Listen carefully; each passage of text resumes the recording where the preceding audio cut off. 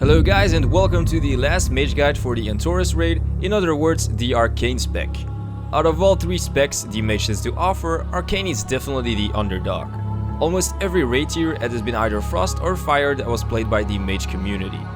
Because it's not an easy spec to get into, and quite frankly, minor mistakes will be punished severely. Arcane is a perfect example of a spec where min-maxing everything really makes all the difference. You will see huge numbers from those veteran players, as where mediocre players won't even come close into reaching those numbers. As in every video, I'll first give you guys a little introduction about the Arcane Mage. You need to look at the Arcane Mage as a spec that uses mana as its resource. This resource becomes more and more demanding for every Arcane Blast we cast, and the higher our Arcane charges become. Casting an Arcane Barrage will reset our Arcane charges, and therefore bring the mana cost of our Arcane Blast back to normal. This class design gives us the all-known burn and conserve phase. The burn phase is where we stack all of our cooldowns and we, as you can already guess, burn all of our mana followed by an evocation. This is where the conserve phase begins, where we conserve all of our mana and wait for the next burn phase. That's the Arcane Mage in a nutshell. The Mage class is all about having good legendaries, and Arcane, like Fire and Frost, depends heavy on having the right legendaries. What a surprise! The strongest single target combination is Shard of the Exodar and Soul of the Archmage. Second strongest combination is Soul of the Archmage with the Mystic Kilt. This combination is used by most players as it makes the punishing playstyle of Arcane more forgiving. However, because of the kilt, you won't be able to play the 4-piece tier 21 and 2-piece tier 20 combination. In any sort of AoE situation, we use the following combination: Kilt with Mantle of the First Kirin Tor. What trinkets to choose? When it comes down to trinkets, the following combinations are still the strongest ones. For single target, I got the highest sims with Norgannon's Prowess and good old Tarnished Sentinel Medallion.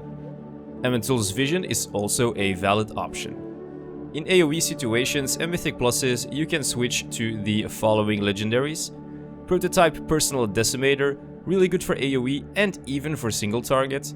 Catalyst Injector, good for both single target and AoE. Terminus Signaling Beacon, also a solid choice for those AoE situations. All of the trinkets I didn't mention, like Terror from Below, Vitality Resonator, Sheet of Azara, Unstable Arcano, etc. are all good choices, but the above ones are the strongest. Let's take a look at the talents. Arcane is the only mage spec where the talent setup remains the same for almost every fight. This does depend on whether or not you use that tier 22 piece. Tier 15, Arcane Amplification, as it boosts our arcane missile damage. Second tier, Slipstream is the best choice, makes it possible to cast arcane missiles on the move, so yeah, get used to the fact of not having Shimmer. Tier 45, Rune of Power will give you the most damage. Maybe in a Mythic Plus or while doing some world quests, you can take Incanter's Flow. Tier 60, this is where it becomes a little complicated. The last raid tier we would never take Charged Up because of the tier 22 set bonus. Of course, right now if you do only play it with tier 21 set, you will take Charged Up instead of Resonance. This rule applies for those single target fights because of how the tier 21 2 set works. Of course, on AoE situations, you do take Resonance. Tier 75, Chrono Shift for more mobility. Tier 90, Erosion, we never ever play the other two. Tier 100, shouldn't you have Soul of the Archmage, then Overpowered is the number 1 pick. Temporal Flux is only taken when you do have the Legendary Ring. Let's discuss the possible tier set combinations. Like every other class in Legion right now, there is more than one possible tier set combination. Oh, the joy that Warforging brings to Theory Crafters.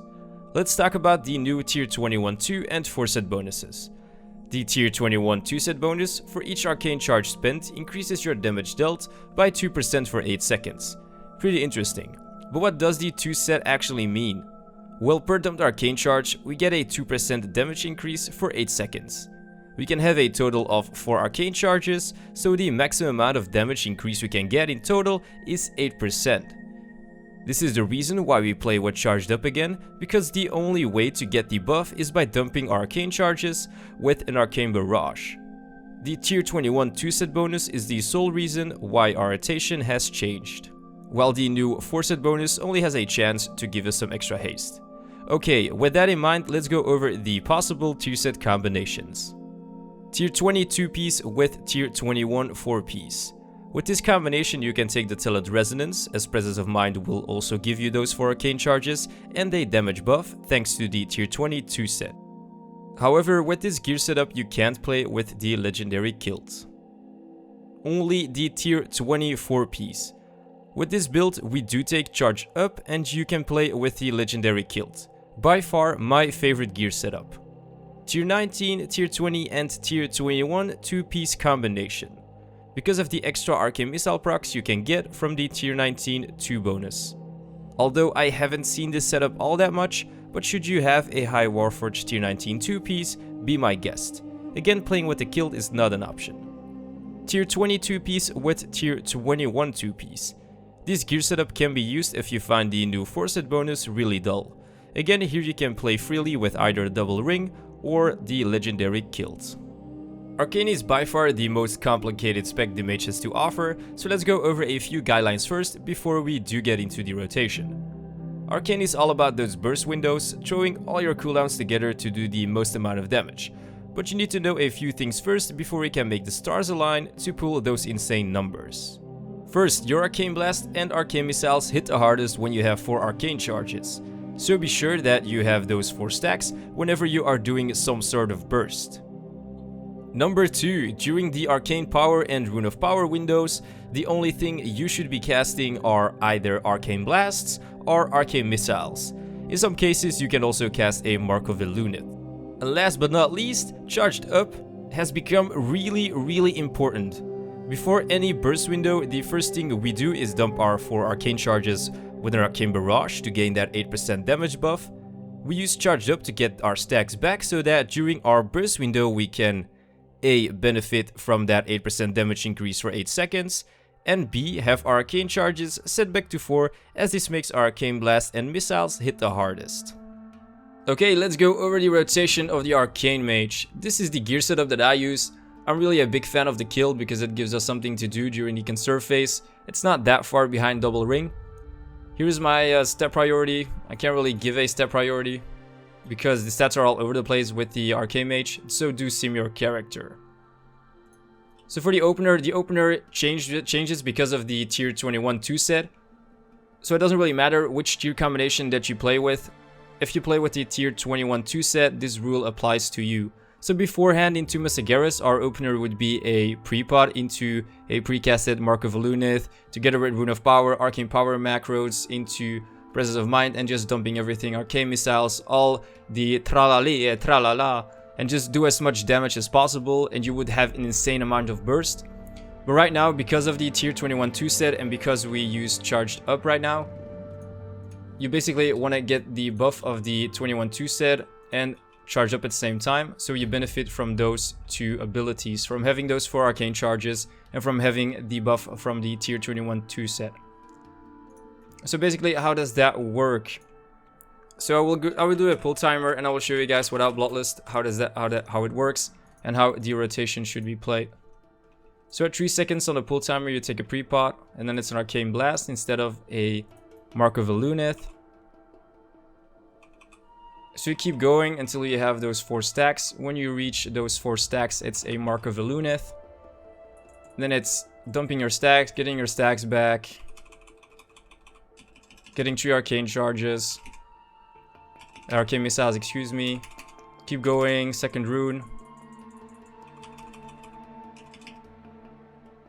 And right now you're in the burn phase, burn phase. If you get any Arcane Missile procs, use them. Keep going. Keep going. Right now I dumped this one. I will show you guys why. Into Evocation right now. And then we will go into the conserve phase. But if you can see right now, Charge Up is coming off cooldown together with Rune of Power. This is really good because they both have a 40-second cooldown. What you do right now is the same thing. Dump your stacks, get your stacks back. And right now you can push. Keep pushing. If you get any procs, use them. Your Arcane Missile procs during your Rune of Power. I keep pushing. And I do that Mark of the Luneth. Dump my stacks of my Arcane Missiles into an Arcane Barrage. and then we wait for the next burst, which is with all of your cooldowns combined. So that is basically the rotation for the Arcane Mage. That's it for this video. Check out my live streams on Twitch, like this video if it helps you out, and don't forget to subscribe.